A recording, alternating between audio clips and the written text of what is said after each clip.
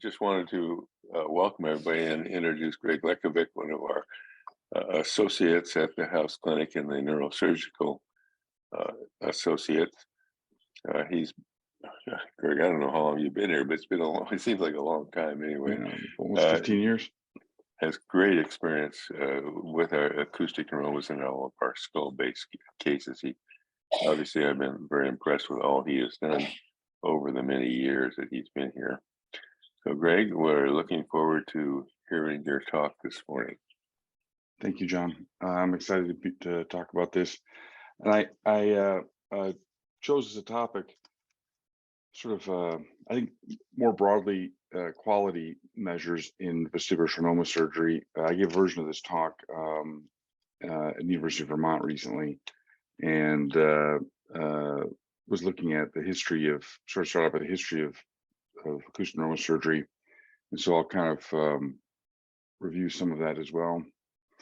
And with regard to how our ideas of and goals of treating acoustic neuromas has changed over the century or so of surgical treatment of this disease. And then I have a portion talking more generally about quality. And then finally, specifically, and what I hope to get some input from you and from anyone else on the call would be with regard to a proposed sort of classification for outcomes, at least for large surgical or large vestibular schwannomas that are treated surgically. So that's kind of the overview, if you will. I think when starting with again with the history part, I think of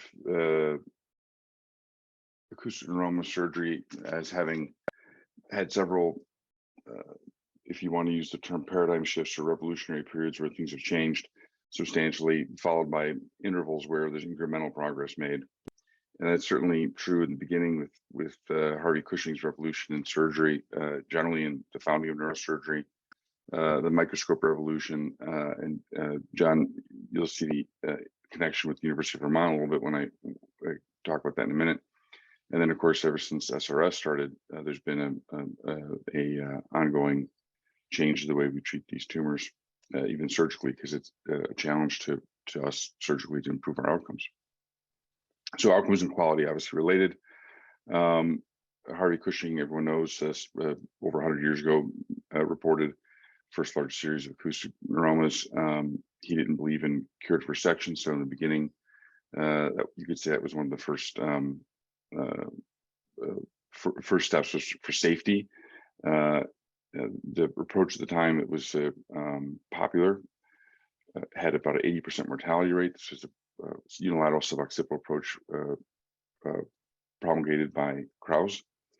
And at the time, although I don't get into it here, there was a very interesting discussion in the literature between a couple of otologists, like I should say. There was no such thing as a neurotologist, but otologists who were advocating for transpetrosal approaches to remove these tumors, and Cushing was having none of it.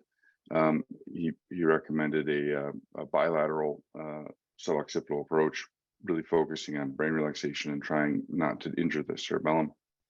I put this picture in here because sometimes we complain about our not having the right OR table or not having whatever doodads and gadgets that we need to complete these surgeries safely. And I think it's pretty astounding to see what Cushing was able to do. But his approach consists again of bilateral suboccipital craniectomy and removing the tumor.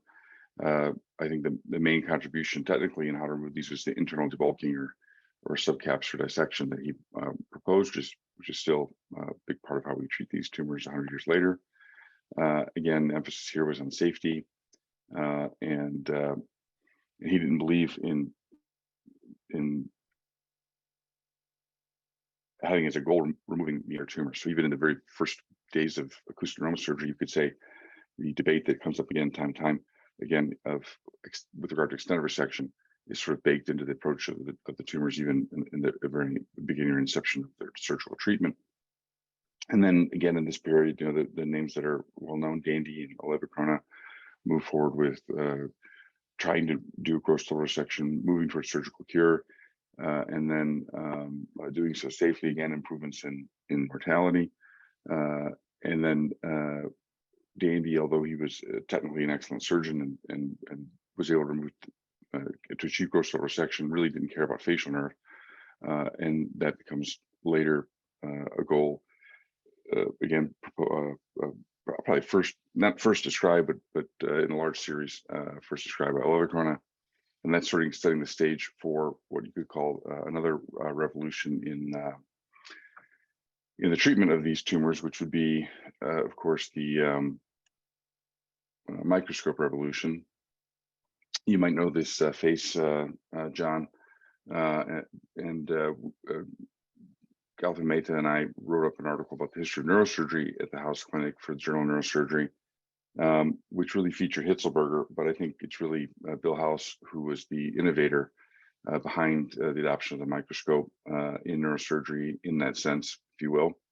But he wasn't alone, as it turned out. So I was researching this topic more for this talk I gave in Vermont, and there's an interesting parallel between what was going on in Los Angeles and what was going on elsewhere with regard to neurosurgery anyway. And a lot of that had to do with the instrumentation and the ability to get a microscope in the operating room, which really, I think, started in a few years before 1957.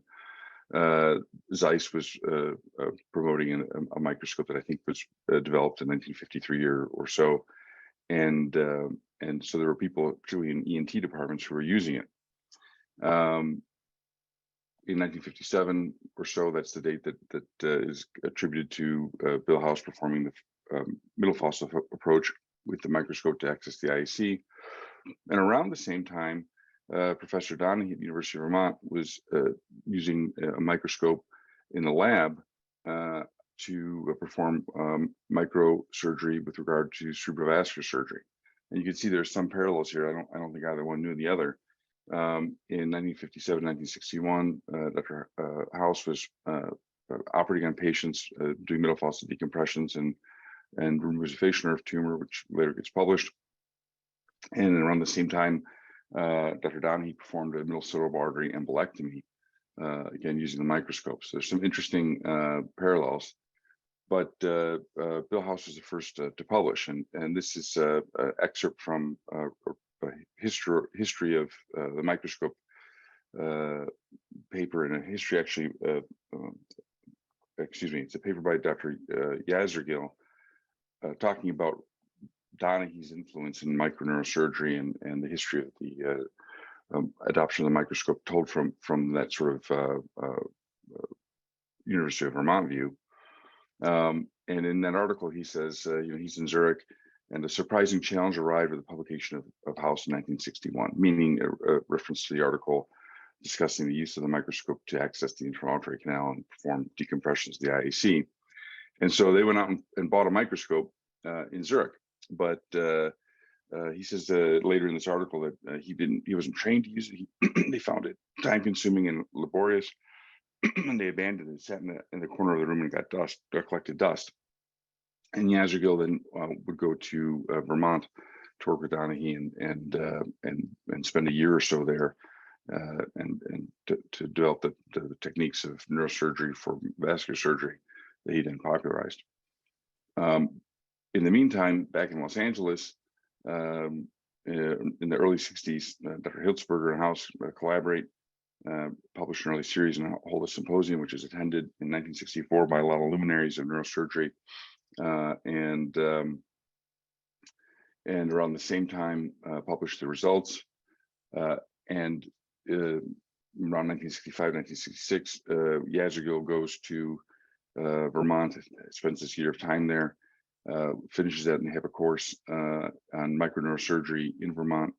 And in 1967, they have a microsurgery course in Los Angeles, which is a very well attended, internationally promoted event. It was interesting to see in that event, there was no one there was one person from House at that meeting, even though it was in LA, and that was Jack Urban, engineer who helped devise helped devise some of the instruments that the group used, and also the observer scope, or what they call the observer tube for the microscope for training purposes. So he was on the agenda, but none of the surgeons. And I think even then there's sort of that's telling in a way, because there was some, I think, bad blood between Dr. Hitzelberger and some of the other neurosurgeons, and that was reflected in how that meeting developed, and maybe even more broadly how the adoption of the microscope to neurosurgical applications has been interpreted historically. In any event, it doesn't matter. By the late 60s, the fix was in. The microscope was now the new innovation, and the revolution in starting microneurosurgery had not only started, but was clear that was the way that the field was going. So it's a little historical overview, and I think, as I said in the beginning, you know, there's these revolutionary changes where everything is upended in a period of 3 or 4, maybe 10 years. And then there's long periods of incremental technique improvement, and that's certainly been the case since the introduction of the surgical microscope. There have been technical improvements in electrocautery, in intraoperative monitoring. Each of these has been big advances, no question. In first the House urban tissue resector, and then ultrasonic aspiration, and now we have laser and microdebrider type instruments for removing these tumors as well. But all of those are sort of variations on a theme, and the same goes for monitoring. Each of these has been an incremental improvement and has led to improved quality overall, but certainly improved surgical outcomes. And then, of course, we won't talk about radiosurgery, but that's been another massive change in how we treat these tumors and what we think of as a good outcome or good quality surgical treatment, or good quality treatment in general for this disease. Quality is one of those words, however, that unlike maybe clinical outcomes, which can be defined, I think, fairly specifically, quality as such is a little bit more difficult, because it is used in a lot of different ways and in different contexts. I think people, generally speaking, who understand the field anyway, can recognize good quality when they see it, but they might have a hard time really articulating what goes into that, at least with objective criteria. So there's very little hard data, and maybe there's hard data for retrospective case series, but again, that by its very nature is not necessarily that reliable or that hard data. And when we look at quality in a more general sense, there's very little for vestibular schwannoma at all. And it kind of begs the question: can you even assess quality in this field, and how would you do so? And what would be the specific things that you'd look at? Would you look at quality of the surgeon, which maybe would be you could get at by surgical series or individual outcomes of the surgeon or surgical team? Is it quality of the hospital or health system or institution? More and more, we start to think about quality in terms of cost and the practical feasibility of delivering quality to populations. And again, clinical outcomes, clinical factors, imaging, and postoperative care, and what have you. At the same time, we have to ask, when we're talking about quality, who's our audience? When we talk about quality of patients, they may be interested in different issues than what peers are interpret or understand quality to be. And the same goes for hospital administrators, and then lastly, payers, who more and more are the ones who, whether we like it or not, are going to be the arbiters of quality, and the ones that are able to promote quality if we're able to articulate it. So maybe it's a little bit of all the above. As far as I'm going to try and go through each of these at least briefly, and then we'll get to change tack a little bit and talk again about a proposed outcome scale more specifically. But I think it's interesting as a thought experiment. for us to think about how would we ideally assess quality of the surgical team or the surgical effort in removing in the surgical treatment of this. So certainly quality is something that I think a lot of patients are highly interested in, and of course that we generally would say that maybe high volume will correlate with quality, and there's maybe some evidence to back that up in other fields. Is there a way to assess the technical skill of the surgeon? I think the converse argument can be made, of course, is that there are a lot of high volume surgeons, at least in other fields that I know of, for whom quality doesn't necessarily correlate with volume. So it's not a perfect surrogate. And ultimately, does the quality of the individual surgeon make a difference? Should surgeons be considered sort of widgets that you should be able to go to any surgeon and, given a certain procedure, expect a certain range of outcomes? This is perhaps tangential, but the bariatric surgery collective in Michigan, which is 65 bariatric surgeons in Michigan, actually tried to look at least one aspect of these things, which is technical quality. And the idea here was that these operations were all videotaped anyway, or on video because they were laparoscopic gastric bypass procedures. They could record them and then have the independent reviewers score the surgical quality and look at the technical quality of the performing surgeon. So this is trying to drill down specifically on tissue handling and on economy of motion of the attending surgeons who are doing these procedures in the state of Michigan. And they split up the group to reviewers and submitters so that everyone who was participating in the study was being evaluated by a specialist. And so then they scored these videos on a grading scale 1 to 5. Again, these are kind of from 1, the skill level of a chief resident in general surgery, to a master bariatric surgeon. You can tell that these are sort of fluffy criteria, but interestingly enough, they kind of held up. And then they scored them binned the results into quartiles, and no surprise, the rankings strongly correlated with surgeon volume. But there were some interesting things in this study. One was there was a high degree of inter-rater reliability, but you can see that volume really tracks for the most important, or tracks as the most important surrogate or most important predictor for having the highest quartile of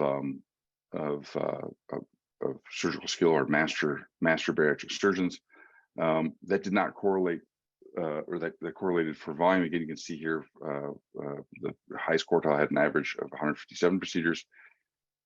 Training certificates and practicing in an academic institution or having the university department title, however, was not a predictor. And that's, I guess, again, not so much a surprise for those of us who do this kind of who do complex surgery in general. So I think the take home is that surgeon skill does make a difference.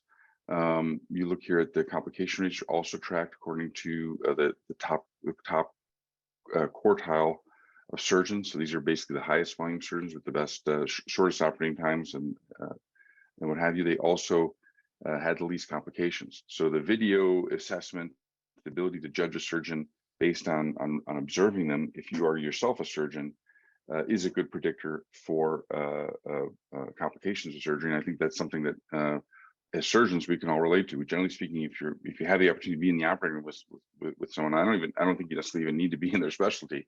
You can get a sense of what's going on and what the competence of the surgeon is really. There's no such study has been done for vestibular schwannoma for obvious reasons, but it would be interesting, and if there was a way of doing it, or of some other metric that would track with neurosurgery anyway, or the neurosurgical portion of the procedure. The second part of the quality discussion is you're talking about the hospital, and there's certainly, we know that there's a volume and quality relationship for the individual surgeons on the team, but I think there's also appears to be a relationship with the volume of the institution. And that's a little more indirect, and that probably has to do with all the ancillary services that have to do with treating patients. And the best evidence for this comes from a paper by Bill Slattery and our other colleagues here, looking at volume of acoustic neuroma procedures in the state of California, and looking at basically distribution from hospital discharge database on discharge for elective admitted patients only. So these are patients that presumably have been diagnosis. So these are presumably patients that are admitted electively, not patients that come in through the ER and treated urgently. And you can see that most of the vast majority of hospitals are treating less than 5 tumors a year. And so the hospitals were grouped into these quartiles based on that distribution of volume. And you can see that one hospital stood out. And by looking at non-routine discharges, length of care, you can see that there's significant differences in what could be considered proxies for good outcome. Again, non-routine discharge would be a main one. And in the high volume group, we have 90% or more of patients being discharged home. And in the low volume group, a significantly less number, along with the only mortality in the time period. Similarly, the same data could be mined for secondary cases, secondary procedure codes like craniotomy for hematoma and ventriculostomy, et cetera. And this also tracked, that was considered a surrogate for complications, and that also showed a difference. So it appears that there is maybe a difference in quality associated with institution. And similarly, the same data was used to look at costs of cases from the same discharge database, and there's also a similarly reflected difference in costs. So higher volume, lower cost. So when we talk again about quality, maybe cost isn't the thing that we want to focus on, but interestingly, cost is in a high volume and efficient group is maybe also a surrogate, if not an endpoint, for quality. Mark Schwartz and Rick Friedman in San Diego recently published a paper looking specifically at costs, and this really wasn't, I don't think, hypothesis driven in any way, but was just basically a tallying of the different costs associated with the different approaches. But it's an interesting article because they really provide like a lot of data on the costs that UCSD incurs for the cases. You can almost calculate the total cost that maybe use as some sort of a benchmark. And RetroSigs, because there's an association with image guidance, you can see that the image guidance costs about $2,800 would increase the cost of that case, and I think it's about what we pay as well for image guidance, which is enough to maybe make a difference from the hospital perspective as well, in terms of the overall margin the hospital makes. Anyway, again, the conclusion is RetroSig is more expensive. That's mainly has to do with the image guidance. Obviously, this is hard to translate to other institutions. The institution may have different other institutions may have different costs that are based on their contracted rates, et cetera. Also, OR time may be a huge cost determinant, and that may differ from surgical team to surgical team.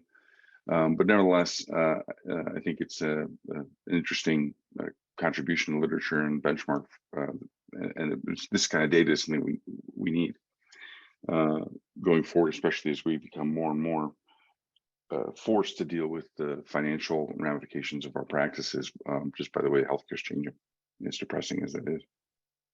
And then finally, we talk about quality, we talk about clinical outcomes, and that's, of course, I think the thing that we enjoy and talking about more, and things that we're more naturally interested in. So I think for vestibular schwannoma surgery, the most important metrics for patients and for the surgeons are number one, postoperative facial nerve function. Number two is postoperative facial nerve function. And then following that in the third place would be postoperative facial nerve function. And you get where I'm going. So after facial nerve, which is the dominant thing, really the only thing I think that for the most part matters in terms of determining good or poor outcome, and I'll get to that when I talk about outcomes in just a minute. But other things that are important are extended resection, and then for patients for whom hearing preservation is a feasible goal, whether or not that's achieved is an important metric. So for small tumors, the role of surgery, I think, is still controversial. A lot of groups across the country who will say that this is the ideal patient population for radiosurgery, and therefore tumors, the situation really becomes a head-to-head comparison between gamma knife or cyberknife and what can be achieved surgically. So clinical outcomes become very important, both with regard to hearing preservation as well as facial nerve function and extended resection. Data for small tumors and hearing preservation, again, there's a lot published on this subject, and I'm just focusing on our group's experience. When looking at almost 400 patients treated over a 10-year period, the middle fossa was performed in the majority of patients. Now, importantly, these are not necessarily the same patient population, at least at our institution. So if you look at the tumor size, those patients treated with middle fossa tended to have smaller tumors, or around 1 centimeter. Generally speaking, those are going to be all intracanalicular tumors, whereas the retrosigmoid approach was used for slightly larger tumors, 1.8 centimeters mean, and generally speaking, our bias would be to perform a retrosig on more medially oriented tumors. So these aren't necessarily the same animal. But that having been said, there wasn't a significant difference in many of the patient population in terms of age and patient presentation or patient selection other than size. In terms of the outcomes, if you look at facial nerve function, good facial nerve function was achieved in the majority of both patient groups. Maybe at the immediate postoperative, you can see here that there's I don't know if my mouse shows up, but there is a slight difference between them in terms of the good outcome on the immediate post-op. But at 1 year, other than if you look at just House Brackman 1 grade, there's a difference, but if you look at 1 and 2, there's no statistical difference between the groups. Gross total resection, not surprisingly, for these small tumors is going to be very high in whichever approach is chosen. For hearing preservation outcomes, the hearing outcomes are slightly better with middle fossa. Again, this is sort of a little bit unfair comparison, though, because of the differences in mean tumor size and tumor location. Overall, the middle fossa was slightly superior, as I said, but again, we're not really sure. I personally would say that there's a strong likelihood that if we operate on appropriate candidates for intracanalicular tumors with retrosigs, maybe our results would be as good, but that's not our institutional bias. And for small tumors without hearing, in which we're just looking at facial nerve, really Mark published this in Journal Neurosurgery, and with looking at 100 tumors that were basically all intracanalicular, had a very small CPA extension. The results are excellent, very comparable to a gamma knife without belaboring the point. And then for large tumors, we looked at results sort of, again, this is getting back into the indirect influence of gamma knife since the adoption of radiosurgery. become more acceptable because we have a salvage modality that we didn't have, in the days of Bill House and Oliva, which is to say that if a tumor is subtotally or near totally resected and then recurs, the radiosurgery can be used as a salvage procedure in those cases. So that's kind of given the surgeons more free hand to pursue a less aggressive surgical strategy. And this is where we get into, I think, something that's still unresolved in the literature and even from institution to institution, which is what is the appropriate extent of resection, and is extent of resection, I think, even an appropriate endpoint. I think it is, but you can see that there's some data here in this, even from our group, that would suggest that with a less aggressive approach, one can prioritize facial nerve function. So, just at the most superficial level, if you look at this table here, the gross total resection rates are in this column, near total in this column, and near total is sort of an amorphous concept that we'll come back to later. And then subtotal, and you can see that for these are facial preservation rates. You can see for the subtotally resected group, it's 100% across the board, and these are very small numbers. For the near total, the numbers are still very good, and for gross total, we start to get into lower rates of hearing preservation, particularly for very large tumors, where with a near total resection, the hearing preservation rate is still very high. Now, granted, these are very, very small numbers, but I think that is the question that we have to kind of incorporate into our assessment of whether or not extent of resection is important, and what we should be counseling patients that they should be looking for, and what we should be doing in the operating room. So this gross total resection, again, this is a huge topic that I'm blowing over very, very quickly, just because each one of these slides essentially you could probably spend an hour on in terms of looking at the literature, but I have an ulterior agenda. So moving on to the downsides of the quote unquote partial resection strategy, or less than gross total, which is clearly the tumor's still there. And just like yes, we can radiate these tumors and salvage patients who have a growing tumor after surgery. But we need to understand what those odds are and what that might imply for patients. So looking at regrowth after partial resection, quote unquote, or by which I mean to say including both either near or subtotal resection. And from our group, we found that there was basically with subtotal resection, again, the numbers are small. There's around a 20% significant regrowth in the observation period. For near total, pretty much about the same. After gross total, after 300 and something gross total resections in the series, there were 3 that quote unquote grew more than 2 millimeters. None of those, of course, required treatment. Whereas about 10% of the subtotally resected tumors required treatment. So yes, we can do salvage treatment. With gross total, it's not necessary, and with maybe near or subtotal, the jury's out whether or not there's a real difference there, just because the numbers in the literature are small. But certainly, we know the less tumor removed, the higher the likelihood of requiring some kind of retreatment. So I think that's important for patients to know. I think from a quality perspective, I think that's important. From an outcomes perspective, I certainly think it's important. And these numbers that was from the House series on large vestibular schwannomas, but they're very similar across the literature. So like I said, we could spend a whole hour talking about all these different studies.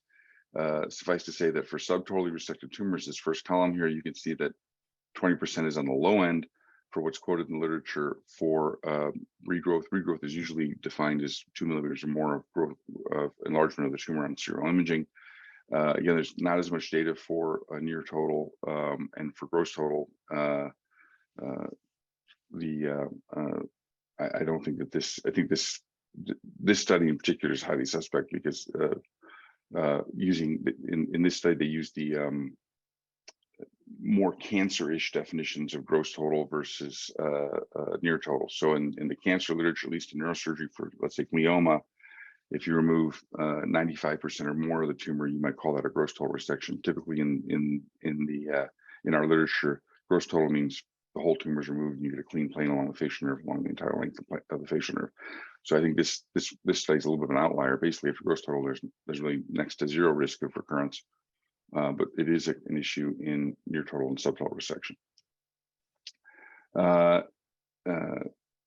At the same token, a lot of these tumors that do regrow don't require treatment. I didn't really get into that, but it is broken down in the literature between tumors that regrow after subtotal resection and how many of those need retreatment. And of course, the morbidity of gamma knife is pretty low. So one would have to do an accounting of what marginal risk there would be going after a gross total resection compared to the marginal risk of retreating with gamma knife.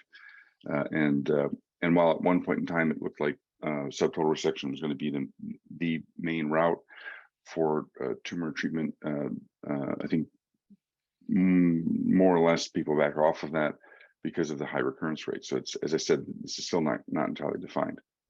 So for near total resection, just by way of focusing on this for a minute, just because I'm going to talk about it in terms of the proposed outcome scale that I think we should consider using. The problem with this concept is there isn't really a good definition of it in general in the literature. So that's an issue that has to be resolved. Personally, I don't like the concept of assessing volume necessarily. It's a very subjective volume assessment unless you really take the time to do a volumetric measurement. The Mayo group showed that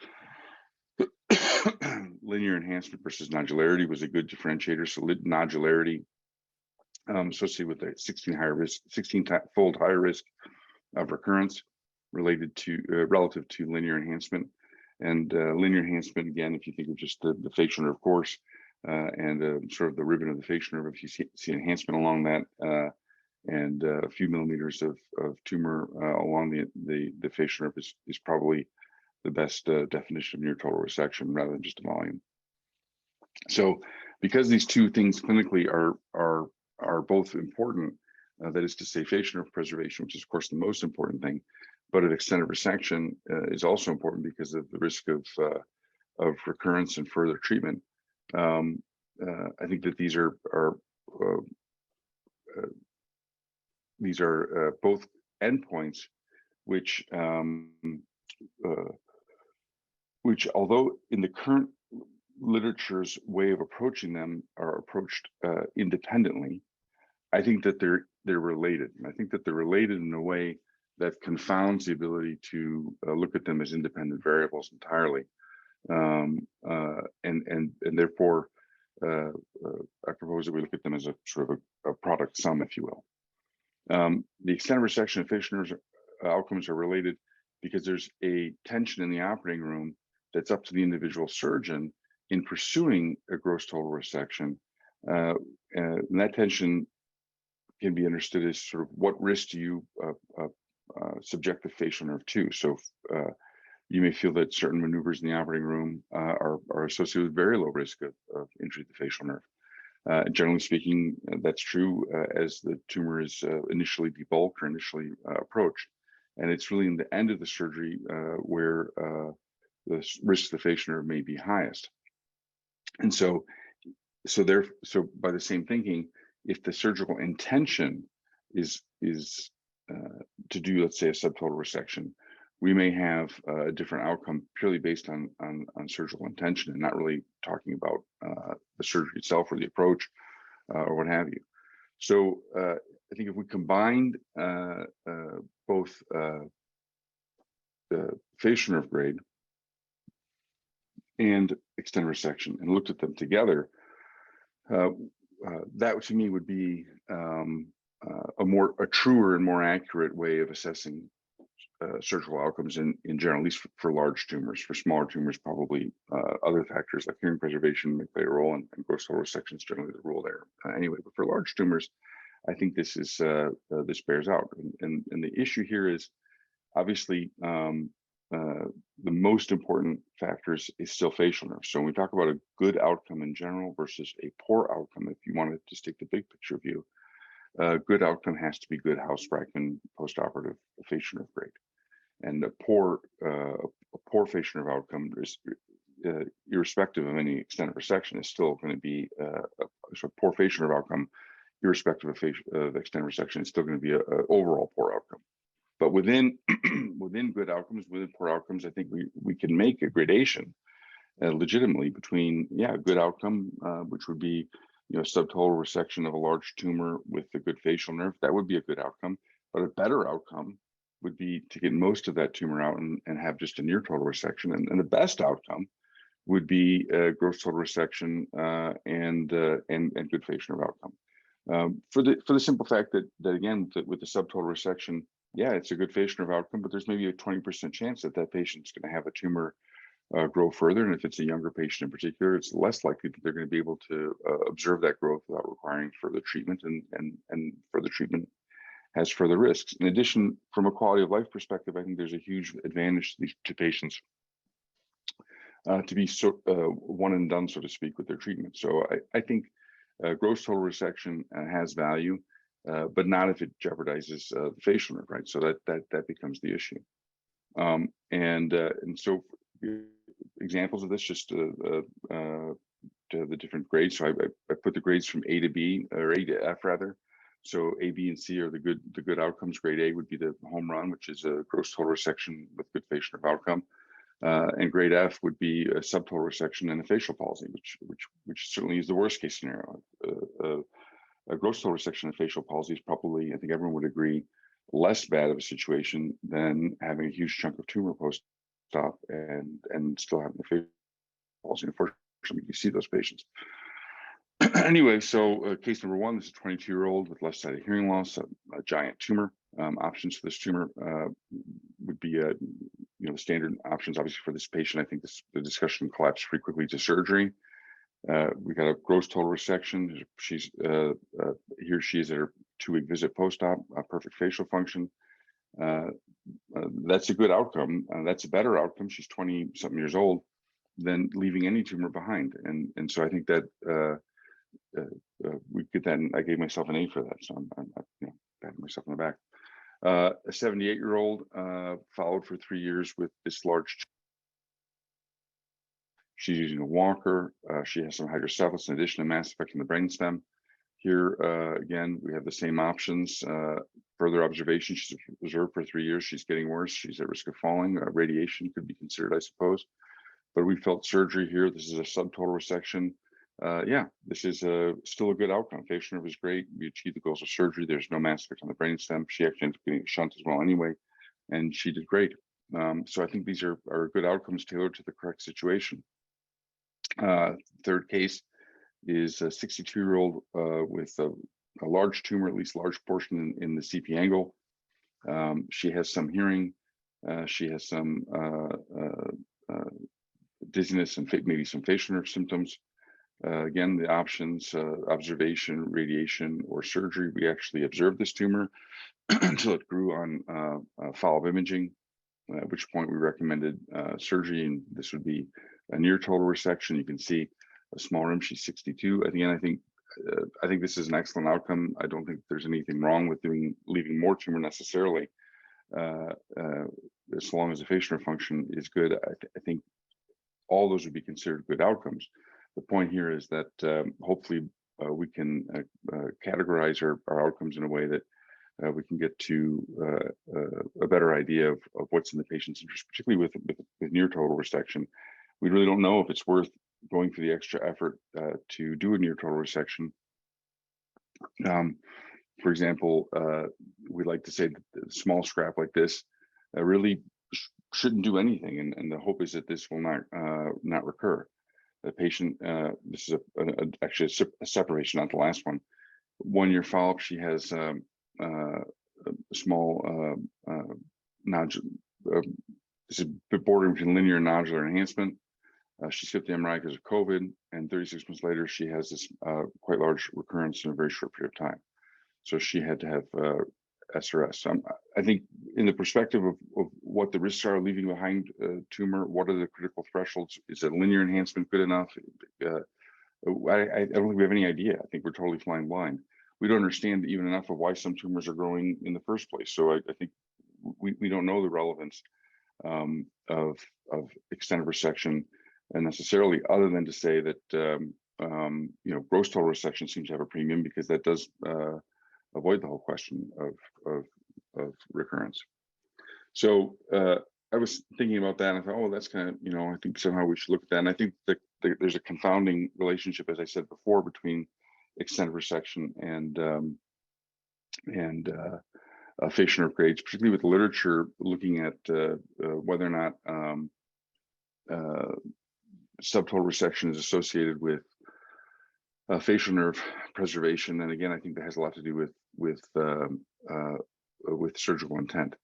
So having had this sort of rubric, I thought Nida Fatima, who is our fellow last year, and I were looked at, well, can we look at maybe pooled data and try and see if we can tease out differences, let's say, between translab or retrosig approaches, and see if we can look at these combined outcomes, and what can that tell us about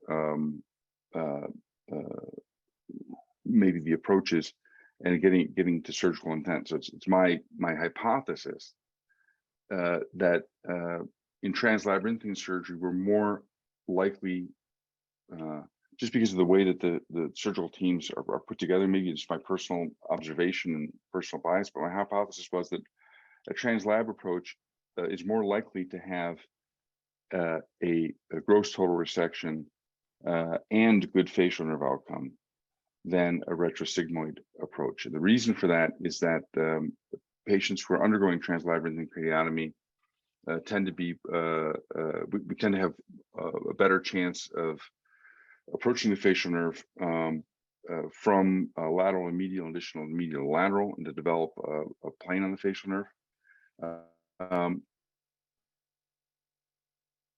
Then we do ultrasig, and I think ultrasig, it's more common from a neurosurgical perspective to leave tumor behind. And so it's all well and good to have a facial nerve centric approach. And I think that is what everyone ought to do. In institutions in which the retrosigmoid craniotomy tends to be very popular, I think many times gross total resection isn't pursued. And again, whether or not that's in the long term makes a difference, I don't think anyone knows. But the way the literature currently stands, if you look at gross total resection and approach independently, actually retrosig is associated with a greater proportion of gross total resection. And similarly with facial nerve functions, there may not be a statistical difference demonstrable between the two. So if we phrase the question for a given risk of injury to the facial nerve, let's say when you're counseling a patient, let's say the facial nerve risk should be no higher than 5%. What approach is more likely to get you across the finish line with regard to curative resection? And I think that's something that we don't really have a good way of asking in the literature right now. So, for example, if we look at on the x-axis here, the extended resection from 0 tumor removed to 100%, and then on the y-axis, a risk of injury to the facial nerve. Again, if we're thinking, let's say we have this theoretical 5% margin, we don't want to subject the facial nerve to greater than 5% risk, although we don't really fully control that, but that's the idea. When we've removed 0 tumor, we have probably 0% facial nerve risk, right? We haven't done anything. And even as we are going through the case and initially debulking the first quarter or maybe half or maybe even 3/4 of the tumor, as we're removing that tumor just within the capsule, doing a subcapsular dissection, debulking, let's say the aspirator, the risk of the facial nerve should be very, very low, because the facial nerve is somewhere along the capsule of the tumor. And it's only when we get to that last 10% or so of the tumor that we may, as in this illustration, we may be able to get 100% resection of the tumor and never cross that 5% threshold, right? So I think in my way of understanding this, I think if we're looking at a patient with a large tumor and we're giving them a preoperative counseling, well, should you have translab or retrosig? In my mind, we're more likely to fall in this sort of bar of very very high percentage of resection for that same sort of 5% risk. And I think a retrosig sometimes overall, you may stop at not wanting to cross the red line. You may stop earlier and leave some tumor behind. That's my bias, and that was my hypothesis when we wanted to do a meta-analysis and look at the data. So we looked at pooled data from several thousand patients included in what wound up being 56 studies that were identified on Medline and Cochrane Review and what have you. And these 56 studies included 4,500 patients. Overall, if you look at the data overall, a majority of patients had gross total resection. We define large tumors as 2.5 centimeters or greater. We define good facial nerve function as Housebracken 1 or 2. Maybe you could say really the best would be Housebracken 1, but the literature really doesn't have that kind of granularity. So sticking with the accepted definitions, a good facial nerve outcome would be Housebracken grade 1 or 2, and 3 to 6 would be a poor outcome. You can see that generally speaking, again, with the macro view, gross total resection associated with a higher instance of facial weakness post-op. And I think that's sort of the conventional wisdom. If we looked at, if we threw out the studies that were, that did not have detailed information on both the facial nerve function associated with the extent of resection, and look at just single approach studies, so studies that were in which all patients were translab or all patients were retrosig. Now we had a group that we could use to compare that test our hypothesis. This included 3,000 patients in 40 studies. And you can see on the grading scale, actually we were able to demonstrate a significant statistical difference when we look at the two outcomes, extent of resection and facial nerve combined. So in this table, if we look at, again, for translab, it's 1,000 patients, 668 of the gross resection and had good facial nerve function. That's 65.8% overall of the gross of the whole group. You can see that for the retrosig, the percentage was statistically lower in of these patients, of 2,000 patients that were able to achieve that class A outcome. Now, the numbers for near total literature are really, really small. So I don't know that this adds anything meaningfully at this point, but hopefully in the future, we would be able to flesh that out. In the subtotally resected patients, you can see that of the subtotally resected patients had good facial nerve outcome.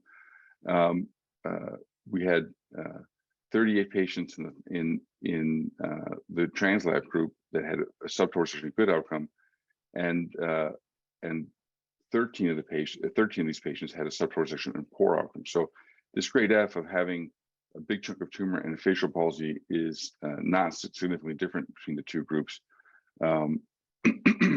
But in terms of how many patients were who had a good facial nerve outcome total, if we ignore near total for a minute and just look at a combined the gross total and subtotal in the good facial nerve function, you'll see that actually there's a bias here with translab, we're able to get more tumor for good. If you're going to get a good facial nerve function, and if you a priori know that you're subjecting the facial nerve to a lower level of risk, you have a higher proportion of patients that will in whom you'll be able to achieve a gross total resection using the translab over a retrosig. And I think that's for the reasons I said in the beginning when I was thinking about this question, which is that we just have more control of the facial nerve. But unless you pool these two endpoints together, you're not really able to demonstrate it in a statistically significant way. And I think it's fair to pool them together, because I think that they reflect the surgical intent, and they're intrinsically confounding each other. Some surgeons will go in with the intention of gross total resection, and then when they encounter the facial nerve that's stuck, they're already in trouble with the facial nerve, and therefore settle, let's say, for a subtotal resection. In that patient population, you may expect actually a higher incidence of facial nerve weakness in the subtotally resected group compared to this other group, which would be where the surgeon's intention from the beginning is to do a subtotal resection, just stay miles away from the facial nerve and remove, 3/4 of the tumor and get out of Dodge. So because we can't know what the surgeon was thinking in these retrospective studies, and in general, it's impossible to really understand surgical intent in that way. I don't think that it's unfair to connect them in a single metric. So in the conclusion of this is that when you look at the combination of end resection and facial nerve, the translab outperforms the retrosig, which confirms the hypothesis. And yet I think the question that would be of interest going forward would be to know whether or not there's a real difference between near total resection, which takes a lot of extra effort in the operating room and extra time, and we think that that's worthwhile, but it would be nice to look at that, and that's maybe something we can do in the future. So in conclusions, hopefully we have a few minutes for questions. The era of the revolutions in what we do, I think, is essentially over. Maybe the next revolution will be some chemotherapy or immune modulating treatment, which will obviate the need for surgery altogether. But certainly the days of the heroes of surgical technique like Bill House and Harvey Cushing are I think over. Now we need to be in a much more supplicant position and demonstrate quality so that we can get support for what we do from MBAs and nurses and hospital administration and in insurance and from insurance companies. In doing that, I think we're going to need to refine our approach to demonstrating what quality is, and the first step for that is going to be what for us as the treating physicians to decide what good outcomes are.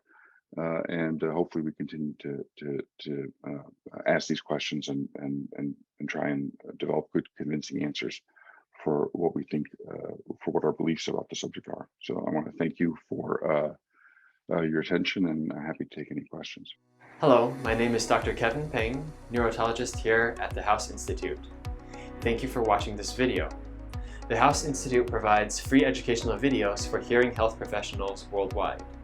To help support videos like these and other educational efforts, please consider donating by clicking the link in the description box below. Your generous support allows us to keep videos like these at no cost for you and others. Thank you.